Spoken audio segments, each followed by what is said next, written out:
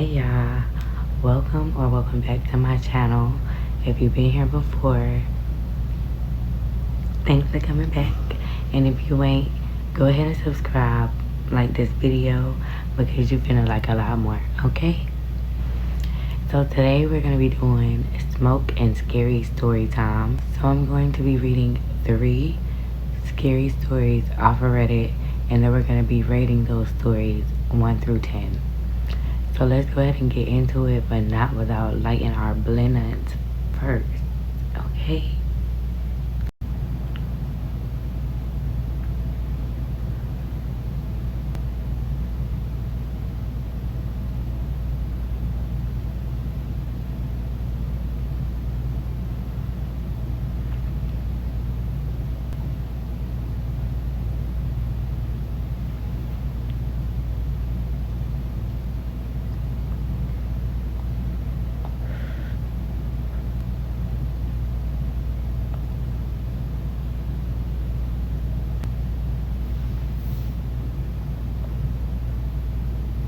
Okay, so this first one is named Did I Invite a Unwanted Guest?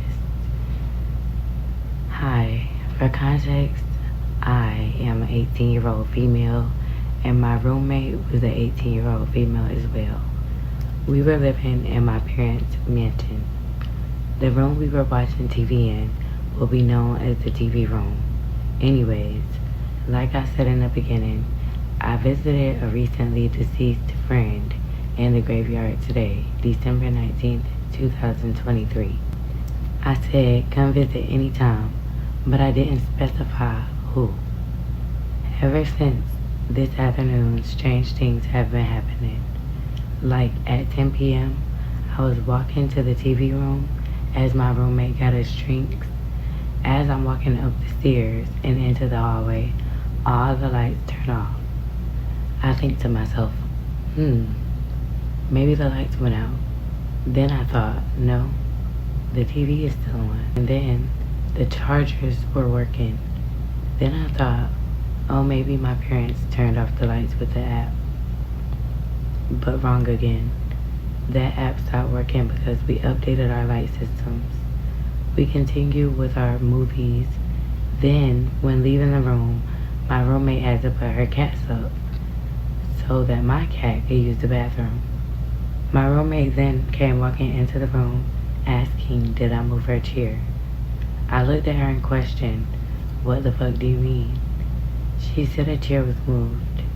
I went out and seen that a chair was placed in the middle of the theater room where it wasn't before we went into the other TV room. Is it possible that I enforced it? Please answer me soon. I am genuinely scared to death because my cat recently started to hiss outside my room, even though my roommate's cats are in her room. By the way, this is a true story, and this is a current situation that I hope to get answers from. They sound so sad, you guys. Like, we have to help them.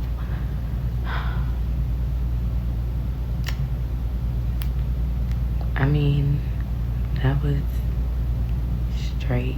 Like, it was current, you feel me? So, like, we ain't get no ending, but I'm gonna give it a 6.5. A 6.5 out of 10. Yeah, we going with that. Okay, so the name of the one is Hide and Seek. There was once a family of 5, 3 children and 2 parents, who loved their kids with all their hearts. This family lived in a nice home in a little town called Bakerston. Their lives were simple and pleasant, and Bakerston was an unusually peaceful town that had little to no crime.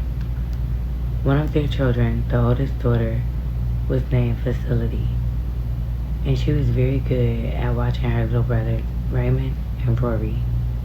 So occasionally, their parents would go out for the night and have Facility watch her brothers until they got back. Facility was very good at this. She would always play a game similar to hide and seek. She'd stand in the living room with her hands over her eyes and say, children, all around. Run before you can be found, for I am on the loose today. Hide before I can say. Then she wait, listening to their rustling feet as they would hide. She would search the house looking for them, and when she got close, she would wait right outside the place she knew they were hiding, and she'd say, "Boo." When they heard this sound, they would know that she was close. So if she was correct, they would have to reply with the words, "Hello, facility," and she'd scoop them and hug. If the other child was close enough that they also heard the words, they were allowed additional time to find a new spot. And then, facility and the found child would look for them together. The children absolutely loved this game, and they insisted that she played it with them every time they were together. One night, recently after their parents left, Facility and the boys were relaxing in their home. The boys were in their rooms, off of the living room, and Facility was in the living room reading. Suddenly, there was a loud knocking at the door. Facility, thinking it might be her parents and that they would be upset that the boys weren't asleep, she rushed to the intercom system that allowed anyone in the living room to speak to all of the rooms in the house. The boys had one in their room too. This made it so that no one had to yell from room to room in the house. She pressed the button and said quietly, "Open your door and get underneath your covers. I think it's Mom and Dad. Pretend to be asleep."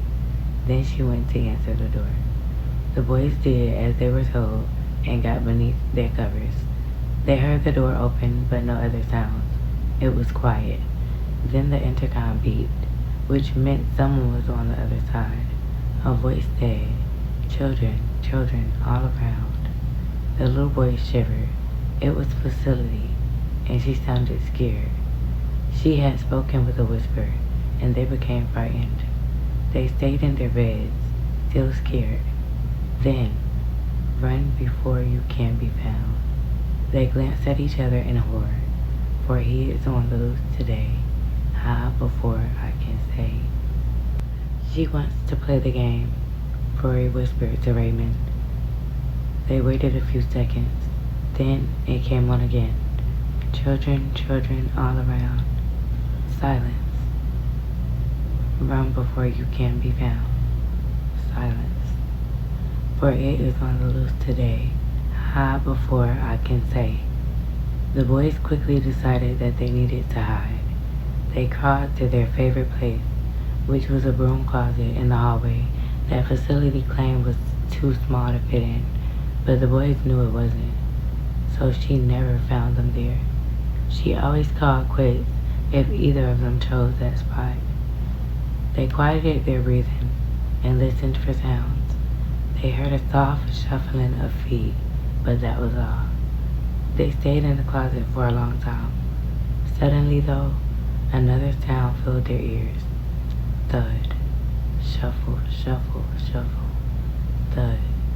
Shuffle, shuffle, shuffle. Thud, thud, thud.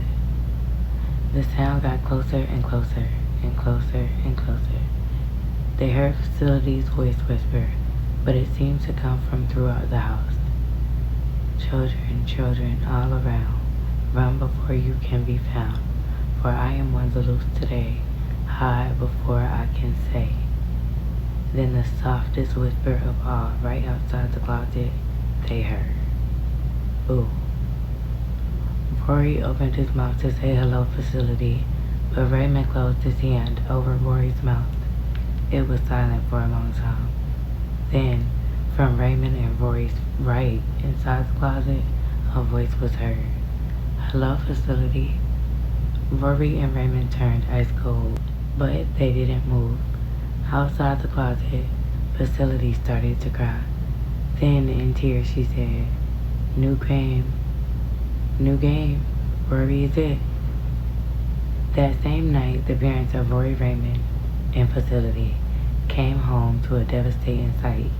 On the table, there was a letter that had apparently been opened by Facility that said, "I want to play your game. I'm in the children's room. We'll all play together. They proceeded to look throughout the house for their children. They could not find them that night. The next day, they found Rory. His eyes were sewn shut, and he was jammed underneath the kitchen sink covered in blood. The day after that, they found Raymond. His eyes were sewn shut, and he was shoved underneath the bed covered in blood. The day after that, they found Facility. Her eyes were sewn shut, and she was squished inside a cupboard. The deaths were mourned, and their bodies were buried. A week later, another body was discovered. A missing mortician was found crammed inside the hallway closet with his sewing kit clutched between his cold, dead fingers.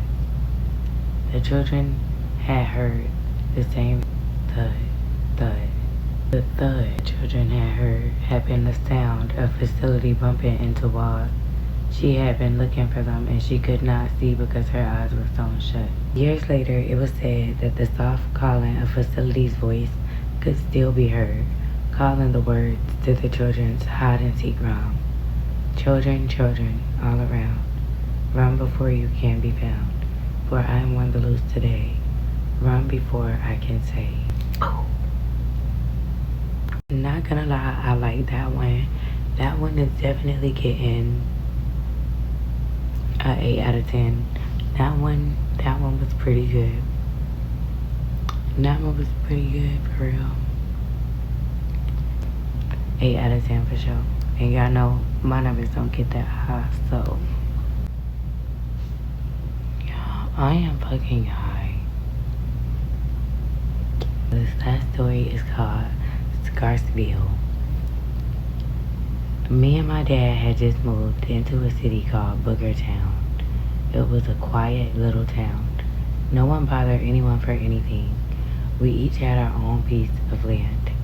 Strangers would walk by and not even say a word. No one would say hi or bye. They would just walk silently. Dad, I don't want to live here. Everyone just acts like zombie freaks who don't say a word. Can we just move back to our old house, please? No, Richardson, he yelled, pointing his finger at me. Fine, but can I just go for a walk outside to clear my head? I asked with my head down. Sure, sweetie. And you go see how this is good for you, he said, patting me on the back. I walked outside and saw the great big woods ahead of me. Should I go? I asked myself. It's getting a little late. What if I can't find my way back?